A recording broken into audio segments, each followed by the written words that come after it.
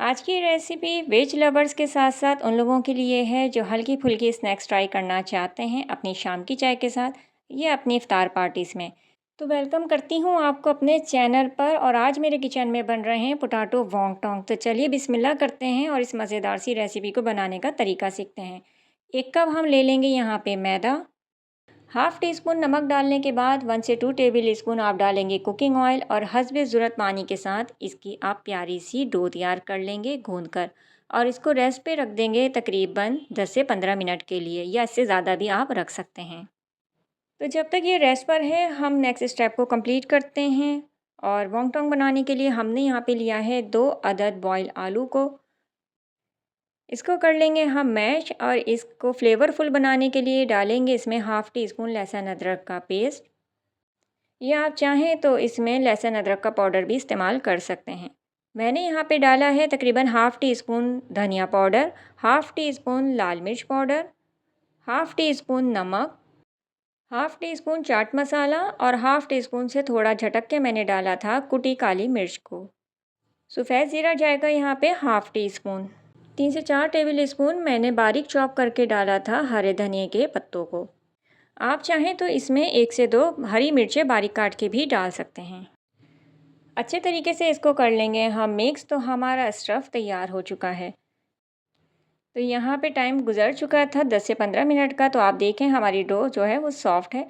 तो यहाँ पे आपने इसको सिंपली थोड़ा सा इस तरीके से बेल लेना है और इसके छोटे छोटे से आपने इसमें से पोर्शन को निकाल लेना है। उसको हल्का सा रोल करेंगे और इसको रोटी की तरह आप बेल लेंगे।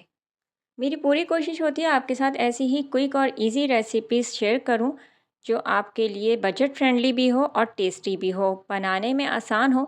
जो पहली दफ़ा भी बनाएगा वो परफेक्ट बनाएगा। तो वीडियो को स्किप ना किया करें और एंड तक देखा करें ताकि कोई स्टेप आपसे मिस ना हो। रोटी की तरह बेलने के बाद आपने छुरी की मदद से इसके कॉर्नर्स को चारों तरफ से कट कर लेना है। और ये कट हुए हुए हिस्से जो हैं वो आपने वेस्ट नहीं करने, बल्कि आपने इसको भी रोटी की तरह बेल लेना है। 1 कप से आप प्लेट भर के वोंगटॉन्ग बहुत आसानी के साथ बना सकते हैं और बहुत ही झटपट से बन के रेडी होंगे। और इंग्रेडिएंट भी आपने चेक किए कि कितने कम हैं, सिंपल हैं और बहुत हैवी भी नहीं है, बहुत स्पाइसी नहीं है। तो आपकी जो है तबीयत को बिल्कुल भी हैवी नहीं करेंगे। तो यहाँ पे हमने कट कर लिया है, इसको स्क्वायर शेप में ले आए हैं। तो जो हमने स्टफिंग तैयार की थी आलू की, उस भुर्ते को हम बिल्कुल सेंटर में रखेंगे। बहुत ज़्यादा आपने बड़ा सा इसका नहीं बनाना है, छोटा सा पोर्शन आपने उठाना है और आपने इसको ट्रायंगल में ले आना है। आप चाहें तो पानी का भी इस्तेमाल कर सकते हैं, लेकिन मैंने मैदे की हल्की सी सलेरी बना ली थी और उससे हम इसके कॉर्नर्स को बंद कर लेंगे। कॉर्नर्स को अच्छे तरीके से बंद कीजिएगा, वरना क्या होगा कि जब हम फ्राई करेंगे तो जो हमने इसके अंदर स्टफिंग की है वो सब बाहर निकल जाएगी।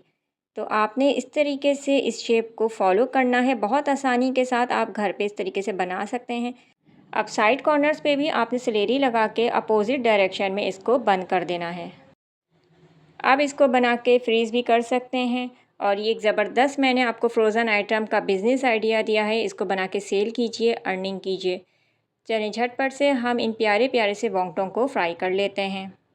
तो ये मेरी आज की ज़बरदस्त और आसान सी पोटैटो वोंगटॉन्ग रेसिपी आप किस शहर से देख रहे हैं, अपने कमेंट सेक्शन में ज़रूर बताइएगा। और साथ ही आप मुझे फ़ेसबुक, इंस्टाग्राम और टिकटॉक पे भी फॉलो कर सकते हैं मेरे चैनल के नाम के साथ। चैनल पे अगर नए आए हैं तो सब्सक्राइब के साथ बेल नोटिफिकेशन को ऑन करना ना भूलें। मेरे चैनल पे आपको मज़ेदार रेसिपीज़ के साथ होम बिज़नेस आइडियाज़ भी मिलते हैं।